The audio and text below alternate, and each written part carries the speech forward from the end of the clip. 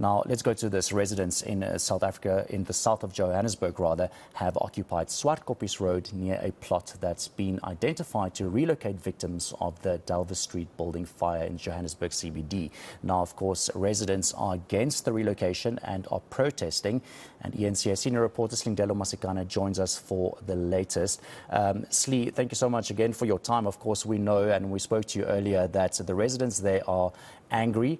They say that their safety is at risk here and they don't want those victims of the fire to move to that specific location. We did hear from the MMC as well, saying that, this is not something that's going to happen anymore, but we're not sure exactly if there's a new location that is now found for these victims. So what's the latest you can tell us from your side?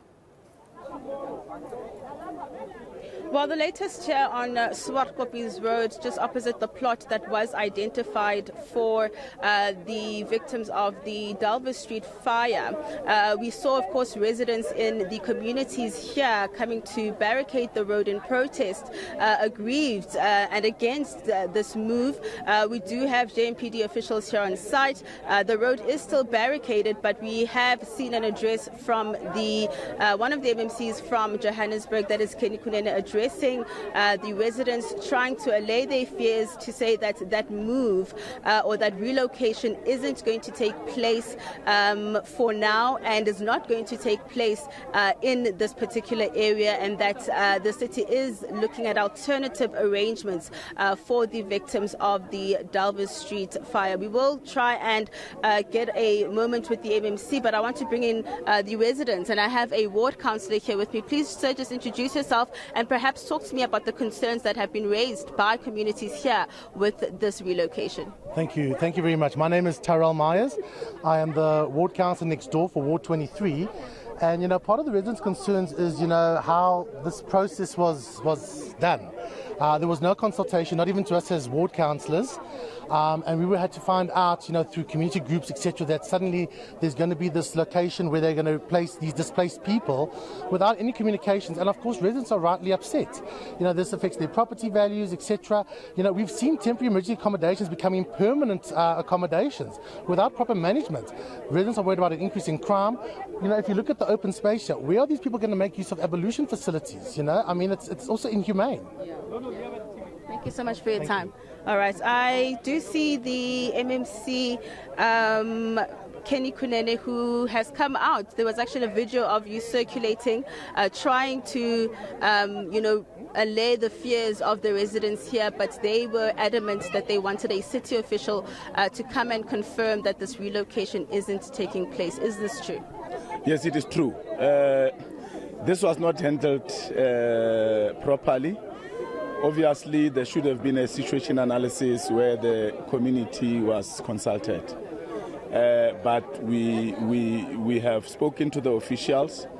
I've spoken to group head legal, city manager, MMC of Human Settlement was not even aware yesterday when this thing happened. In fact, no political heads were aware. We only became aware when, quite frankly, some members of Patriotic Alliance who live here informed us of what is going to happen.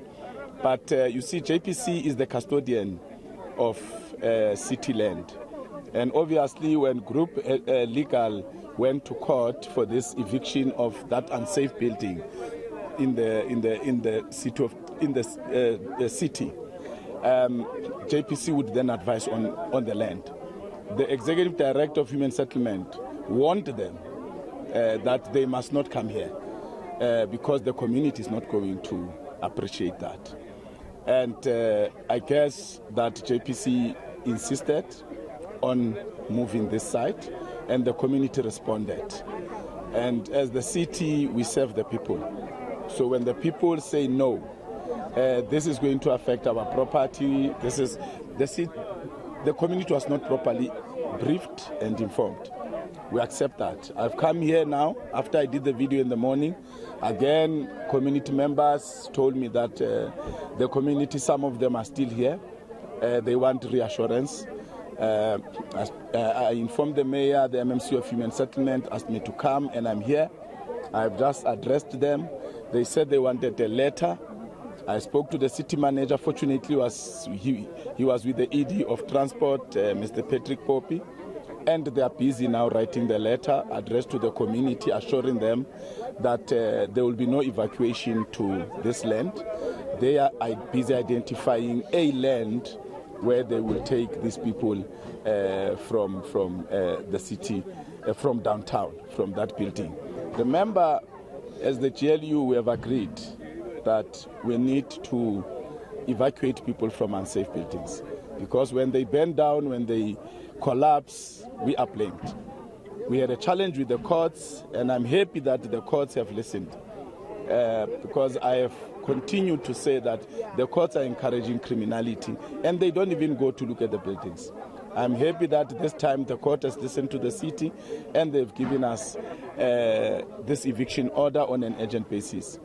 Now, once they've identified the land where they will take those people, the lawyers will go back to court, ask for a variation order in that eviction order, so that they can then put a different address, and we will then move those people there. Right. But no one is coming here. All right. Do we know the status of those that need to be relocated? I understand that the number is around 139. There are concerns perhaps that the city will be accommodating illegal and foreign nationals, for example. Buildings in the city of Johannesburg, some of them are mixed. There's illegal foreigners and there's South Africans. And from my experience, having spearheaded these buildings with MMC Chwaku, South Africans don't have a problem of moving, some of them. The problem is illegal immigrants don't want to move, because where they will be, there will obviously have to be a capture of people who are there, and they will then be found that they don't have papers.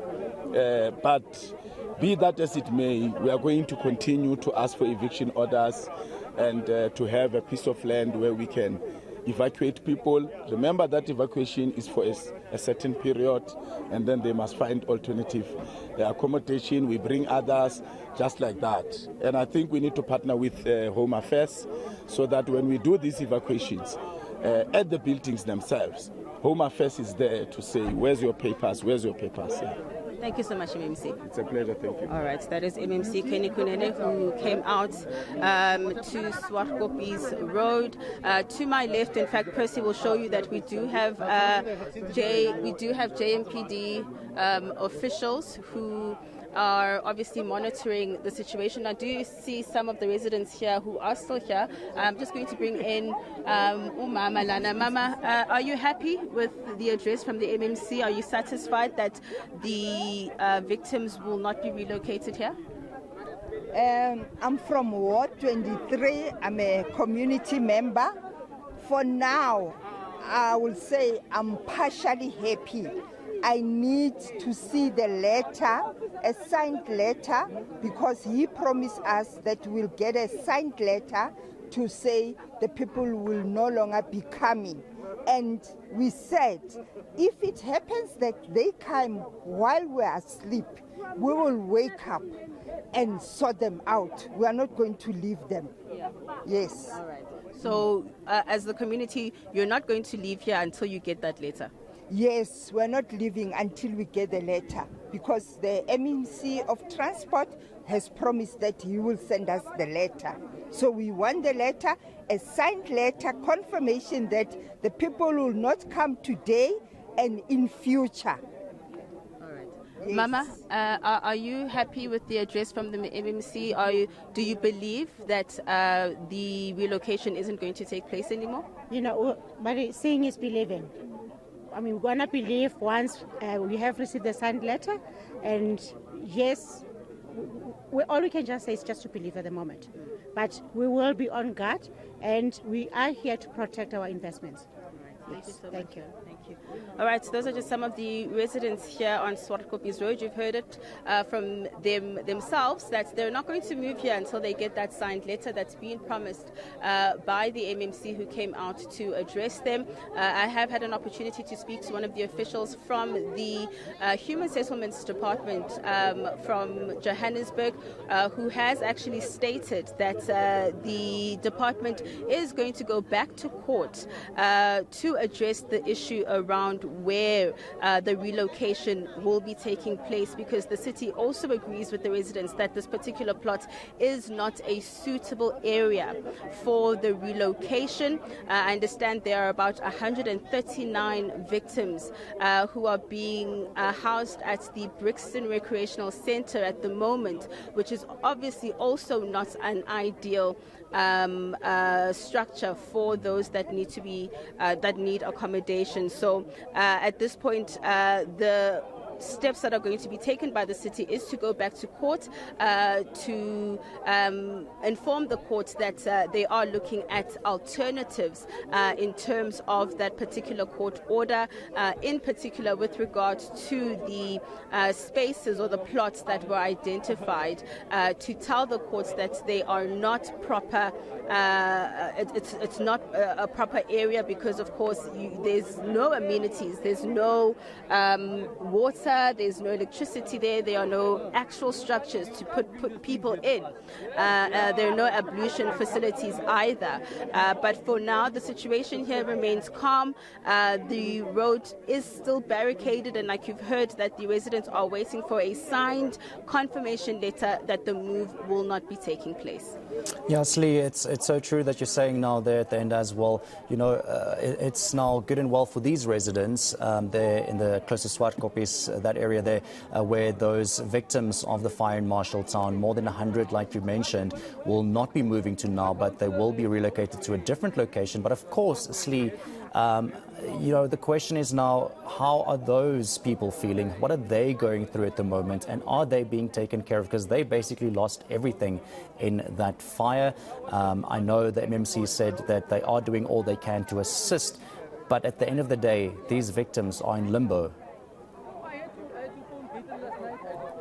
Absolutely. We know at this point that they are being housed at the Brixton Recreational Centre, but, you know, from the city officials I spoke to in the Human Settlements Department, they are trying to move as quickly as they can, and they do believe that there are alternatives that they can place those victims in. It's just a matter of trying to, of course, sift through the logistics around, you know, confirming the identities, the names that are on that list, and ensuring that those that are relocated aren't only relocated to proper structures, but of course that those who are not perhaps legally in the country, that also is ironed out before that move actually takes place. So, you know, we wait to see exactly then what happens with this relocation and exactly how long it's going to take.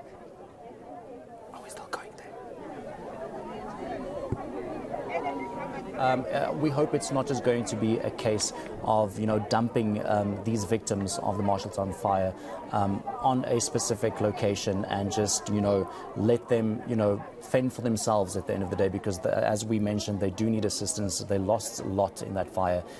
So hopefully, you know, they will be taken care of, and not just a case of, you know, dumping people somewhere and leaving them for their own devices. So let's just hope that that will not be the case. Thank you so much for that update there. We will be keeping you updated on this story.